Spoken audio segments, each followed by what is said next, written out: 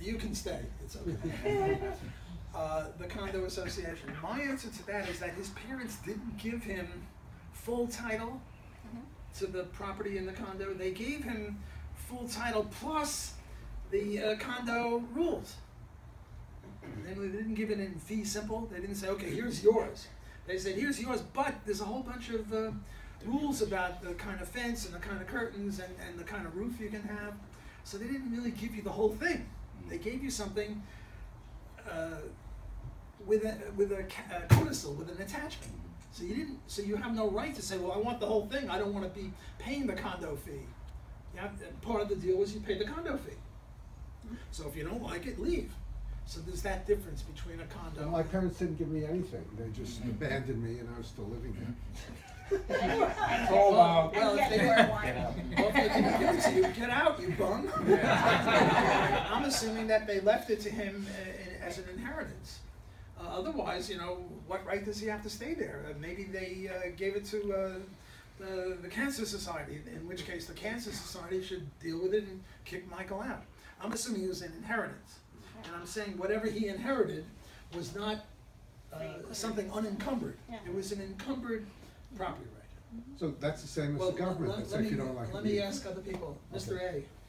On a humorous element, my wife's father came from a county in Alabama called Winston County. And when Alabama seceded from the Union, they did secede from Alabama because they felt themselves to be too poor to afford any quarters, and so they just elected to sit it out.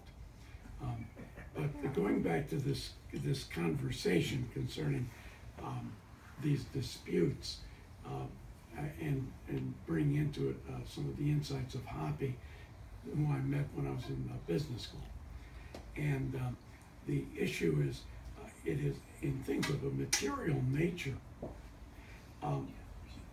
We would be having contracts with one another. And so these disputes should be basically resolvable within the context of a libertarian contract, law of contracts, in which when we enter into our relationship with one another, we voluntarily accept certain remedies, including who makes the arbitrations, the judgments, and what the actual consequences of various infractions are.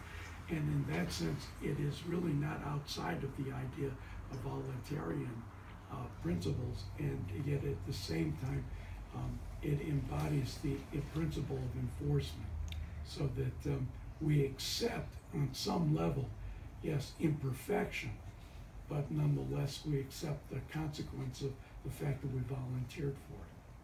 Okay, before I answer that question, I have to mention Alabama, which is irrelevant to the question. And Alabama is the home of the Mises Institute in Auburn, Alabama. And I am associated with the Mises Institute in the sense that I lecture for them, and I'm a big fan of theirs. And if you really want to learn more about libertarianism and Austrian economics, a topic I haven't touched, they have a free web, so just Google Mises Institute, and you'll get a wealth of information. Okay, now with regard to Mr. A's point, you need courts. I mean, you can't deduce from the non-aggression principle in free association and private property rights, you can't deduce everything. For example, a woman accuses a man of rape. There was no contract between them, and we have to figure out, was he guilty or not? So you need courts. I mean, who else is going to decide a thing like that? Now, what they do nowadays on the universities, the libertarian principle is innocent until proven guilty. The way they do it at universities now is guilty until proven innocent, and you can't bring a lawyer, and you can't confront your witness, and all sorts of perversions of the law. But there are always going to be disputes. My radio goes on at 3 in the morning very loudly, and you want to go to sleep. Well, how do we settle that one? Or I now make a fist toward you, Mr. C. Was that a threat? Does he have a right to shoot me? Well, no, not in this context, because we're friends, or friendly. It's a friendly group, and I can't even reach you, and there are witnesses here, and any reasonable man, if you shot me for doing this in this context, would say that you're a murderer. On the other hand, as it gets closer and closer, and I have a wristwatch, and it's dark, and he sees the light glinting off, and he sees it, thinks it's a knife, and he shoots me, well, now I'm guilty. And where do you draw the line? It's a gray area. Or statutory rape. We know that if you go to bed with a 5-year-old girl, you're a rapist. Statutory. Because we don't think, even if she agreed, that she's capable of agreeing to any such thing. On the other hand, you go to bed with a 25-year-old woman, and she agrees, well, it's not rape. Well, where should the dividing line be? 15 years, 14, 16? You can't deduce, you can't say, well, it's 15 years and 6 months, because someone will say, well, what about 7 months or 5 months? Or what about 16? So you need courts.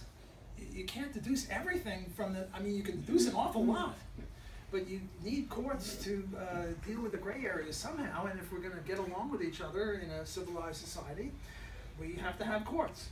So you can't deduce too much. Malcolm. So you started off saying, and I'm playing the devil's advocate here too.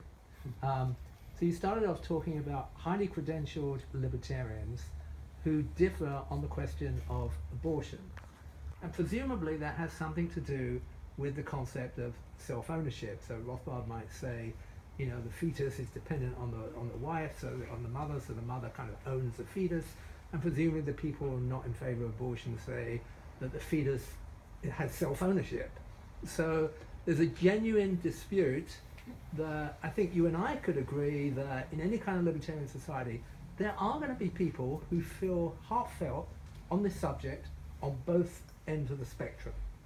So I'm going to put it to you as devil's advocate that that's self-ownership, but there are other concepts such as freedom, such as equality, in which people would argue that they are essentially contestable concepts which would always be contested. On equality, libertarians generally favor equality of opportunity, whereas socialists want equality of income and lots of other things. Freedom, we have these debates on whether a poor man is free. Libertarians favor negative liberty. So why, when you concede that there is one essentially contested concept, which is self-ownership, which is genuine, you're willing to be tolerant about it, and yet you are, devil's advocate, dogmatic about equality, freedom, and other concepts? Get out. Kidding. You raise a whole bunch of very important issues.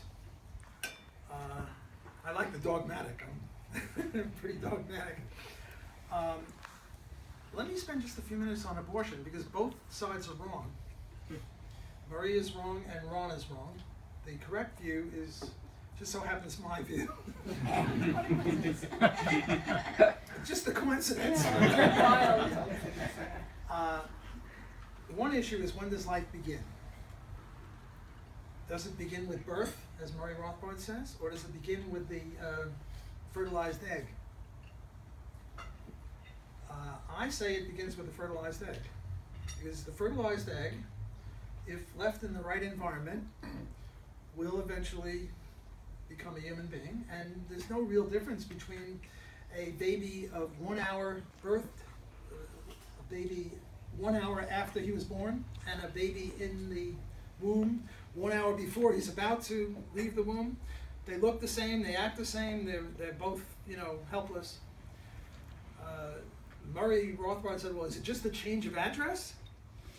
Yeah, it's just a change of address.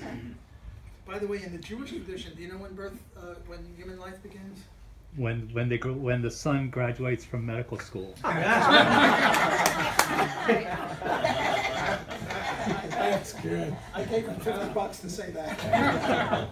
That's right. But in my view, it's a human being right from the fertilized egg. Because the sperm alone will not become a person, the egg alone will not become a person, but you get a fertilized egg and it's a person. But it's a trespasser. The unwanted fetus is a trespasser. Take the case of rape. A woman is walking down the street, she gets grabbed, she gets impregnated, and now there's something growing in her.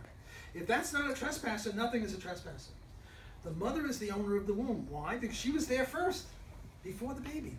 She was 19 years old. She had her body for 19 years, and now all of a sudden comes this trespasser. So, does she have the right to kill it? No. Does she have a right to evict it? Yes. Now, there's a difference. You see, what the feminists and what the pro-lifers want is the right to evict and to kill. The feminists say, I don't want that man's baby to live. She has no right to kill it. She has only a right to evict it. And the pro-life people say she has no right to evict it or to kill it. Only evict it at 9 months, but in a natural way, but she can't evict it before. The libertarian compromise, which I call evictionism, and which I've written about 25 articles, and I'm going to come out with a book on that if I weren't so lazy. One of these days I will, is evictionism. Namely, you have a right to evict at any time, as a trespasser, and never to kill. Now, the situation medical, we had dinner with a doctor. Here he is. You can bear me out on this, or not, and if you don't, you get out. The medical situation is now, Maurice? I'm sorry. Michelle, sorry. The situation is that if you evict the baby in the 3rd trimester, the baby is viable outside the womb and it can live. If you evict the baby in the first 2 trimesters, 1 to 6 months, the baby will die. And I say, you have a right to evict at any time. So this evictionism is really a compromise, but it's a principle compromise. Look, if I say 2 plus 2 is 4, and you say 2 plus 2 is 6, a compromise would be 2 plus 2 is 5. But that's not a principle compromise, it's just adding them up and dividing. I'm offering a principle compromise, namely, you always have the right to evict an unwanted guest. If Jim doesn't like us here, we're his guests, he can evict us. He can say, okay, I've heard enough of Block, and I've heard enough of you. Out, everyone out. It's his house. But suppose he invited us and we didn't know, and we obeyed all of the rules of his house, and it's snow. And meanwhile, it started snowing, and it's 30 below, and it's 3 in the morning, and nobody, I can't get anywhere. And he decides he wants to evict us. Yes, he has the right to evict us. And in these articles of mine, I go through all sorts of cases of inviting people and then asking them to leave the airplane when it's at 40,000 feet. And I don't want to spend a whole hour on this, but if you're interested, email me and I'll send you more information on this than you want. But my answer would be, there is such a thing as an implicit contract. Yeah. Oh yeah. If you go to a coffee shop and you order a cup of coffee and you drink it and they say, oh, that'll be $3 million, there was an implicit contract that the price was not $3 million and the price wasn't even $50,000. And if the price was that, then they have an obligation to tell you what the price is, and they have to say, you sure you want to buy this cup of coffee? It's $3 million. So with Jim, there's some sort of implicit contract, but there is no implicit contract with the rape victim. And all babies have the same rights, whether they're the product of rape or not. And you can't tell me there's any implicit contract with that baby. Now, there might be an implicit contract if the woman has voluntary sex, but all babies have the same rights. The baby who's a product of rape is totally innocent. The father is guilty, but not the baby.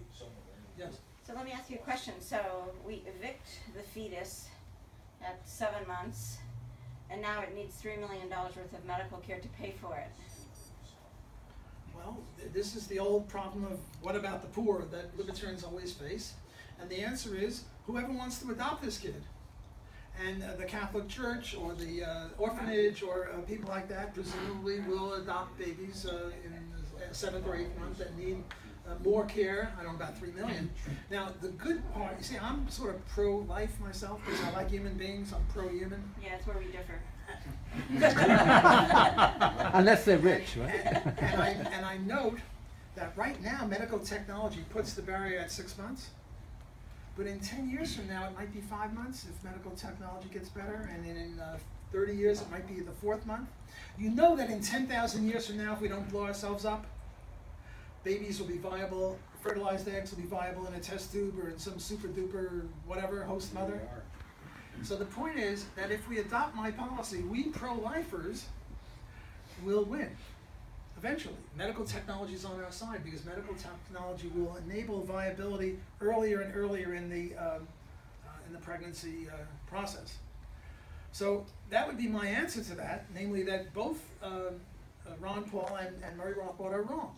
And the correct libertarian answer is evictionism because it's based on property rights. And the right to, not the right to life, we don't have a right to life because the right to life is a positive right, but the right not to be killed. So the